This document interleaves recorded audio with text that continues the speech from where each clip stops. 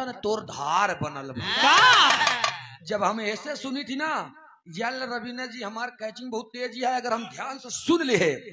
गवैया जौन बिरहा गाय सो का हम तुरंत गाय डाउ मंच पे हम बहुत तेज याद करी थी जान ले तब से याद करे हेरू डाए पूरा अच्छा ध्यान दा।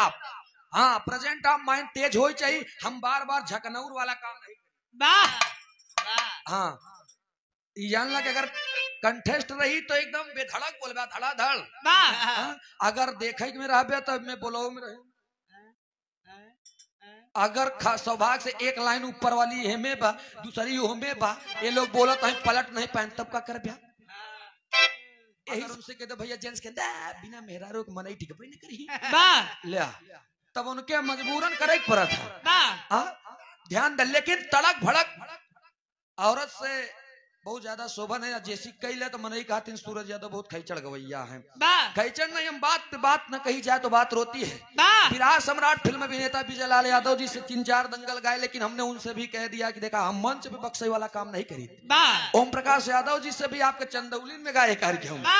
विराट सम्राट लाल जी हरी उस्ताद से जब मुकाबला होत रहा तो उन कहत रहे की बात सूरज मानव यार की अभिनव सेंटर के गवैया जिंदा हैं। हम कहे भाई 28 साल भव बिरा गवई 8 साल में इतना कहा था 2-4 साल और बीते जब देखा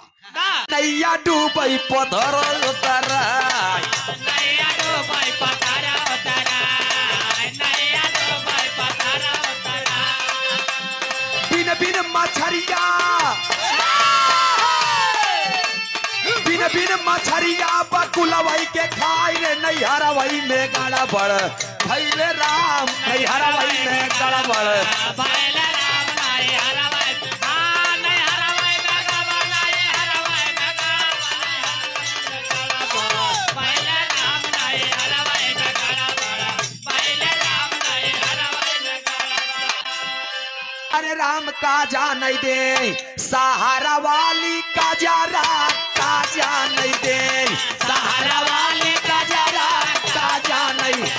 सहारा वाले का जरा सहारा वाले का जरा सहारा वाले का जरा का जान दे सहारा वाले का जरा का जान दे सहारा वाले का जरा का जान दे। राम दुलार कुशवाहा ऐठै लागई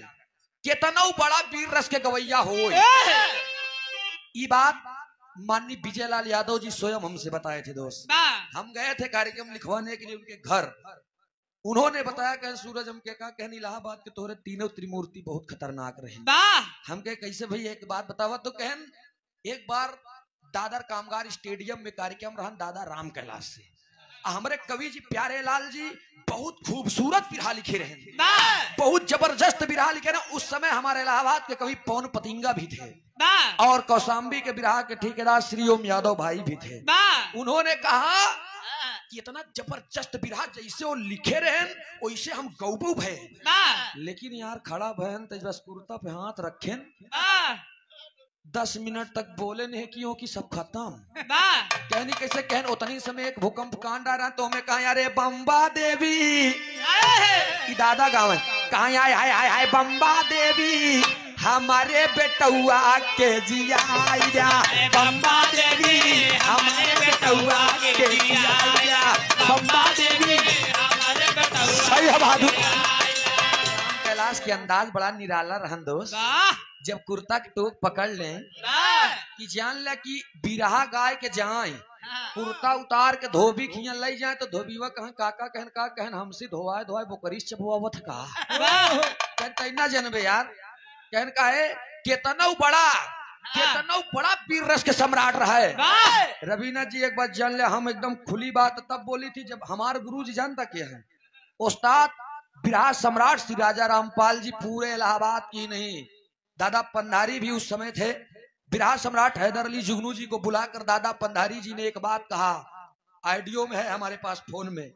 उन्होंने कहा कहन बेटवा हैदर अली कहन कहा कहन तू राम आधार के चेला अट्या कहन हाँ दादा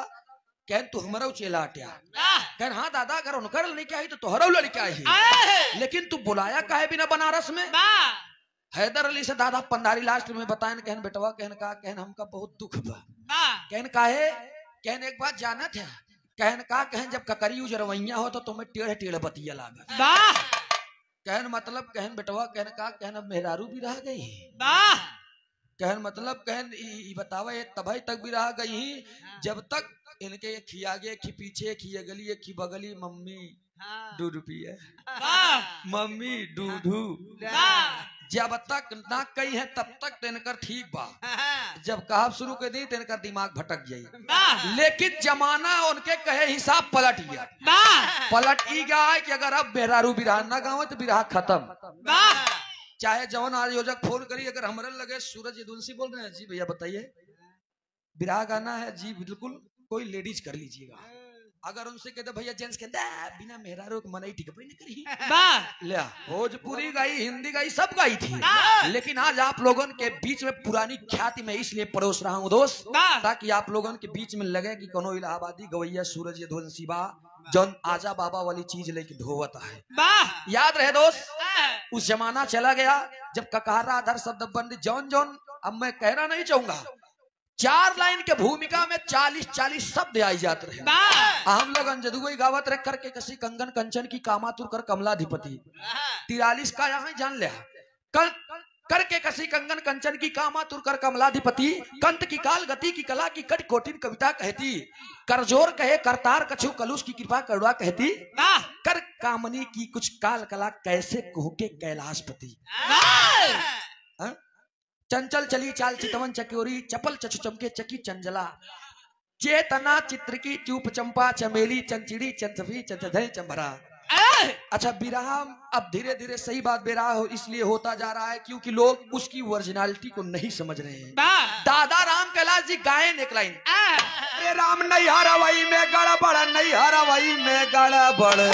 भैले राम नहीं हरा वही में गड़बड़ भैले राम नहीं हरा वही में गड़बड़ भैले राम नहीं हरा नहीं हरा वही में गड़बड़ नहीं हरा वही में गड़बड़ भैले राम नहीं हरा वही में गड़बड़ भैले राम नहीं हरा वही में गड़बड़ रवीना जी मुकाबला में जहां हमका चोट लागा था तो हम वो किताब हेरब शुरू कर दे हाँ ई जान लिया कहन एक जने गायन हमसे कहन भजन तोर धार बनल बा शांति बनल बा तलवार भजन तोर धार बनल बा हमसे लागे ई का गावत है यार सौभाग्य से एक बात बोल देन कहीं कबीरदास के पंथी में लिखा बा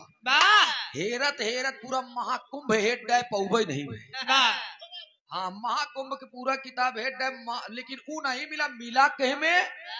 शुद्ध जवन या शुद्ध या कबीरदास के पंथी नहीं उल्टवासी है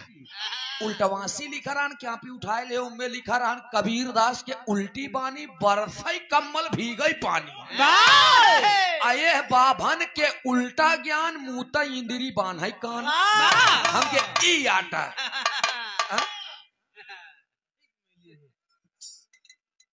नैया डूबई पथरा उतरा नैया डूबई पथरा उतरा पुरनिया के बिरहाया बतावा पानी में चलाई वाली नाव डूब जात बे पत्थर से सो डूबई चाहिए उतरान चलाया आवत हमके ही कहां से आए लेकिन लिखे कवि जी से हमके एक लिखा फिर गई है कहीं सास कुमारी बहु लड़कोइया ननद हरियारा खाए देखन वाली के लड़का होइगा बाझिन पियावा जाय भजन तोर धार बनल जब हम जियरा के सपना तू दिल से पुराई रे बम्बा देवी हमरो बेटुआ के जियाई जा बम्बा देवी हमारे बेटुआ के जिया बम्बा देवी हमारे बेटुआ के जिया पब्लिक एकदम खुश हो गई जिया दादा जिया दादा काहे लागी है हम दादा के बतावत है दोस्त सुनई वाले मित्र हियां लड़कियन के संख्या बहुत कम बा हम आप लोग के देखे तब हम कला हम का नहीं गाई कुर्ता के टोल पकड़ ले ऐठे लगे कहे सुनई वाले मित्र दुल्हन पेरा था जैसे खूटा में चारा के बदे भैंस पेरा था वैसे दुल्हन अपने पिया के याद में पेरा एक दिन दुल्हनिया फोन करे चंचल भैया काहे हेलो बोलो कहा का होत बा बोर करावत मतलब बम्बा लगा माई देख गई पतोहिया के बतिया कहन करे पतोहिया कहन कहा कहन कैसी दांत चियारे